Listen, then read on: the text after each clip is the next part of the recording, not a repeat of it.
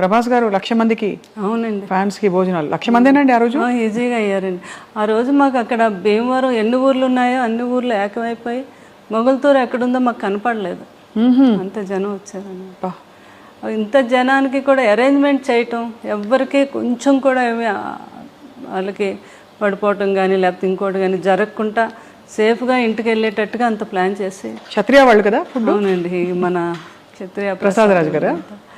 Non వెజ్లో ఎన్ని రకాలు ఉన్నాయి, అన్ని రకాలు. అదే అది అంటే వినికిడి ఇవన్నీ అంటే పెదనాన్న గారికి అలా ఇష్టం కదా, అలాగే పెడితే ఆయన ఇంకా ఆనందంగా ఉంటుంది ఆయనకని బాబు ప్లాన్ చేసి అలాగా చేశారు. అసలు ఈ జరిగిన వెంటనే ప్రభాస్ గారు బాగా అల్లాడిపోయి ఉంటారు కదండి. బాగానండి, అసలు ఆయన చూసి పిల్లల్ని చూసి ఆయన ఆ సిచ్యువేషన్ జీవితంలో ఎప్పుడు వస్తుంది అనే ఊహ కూడా నాకు రాలేదు ఎప్పుడు. ఎందుకనో కృష్ణ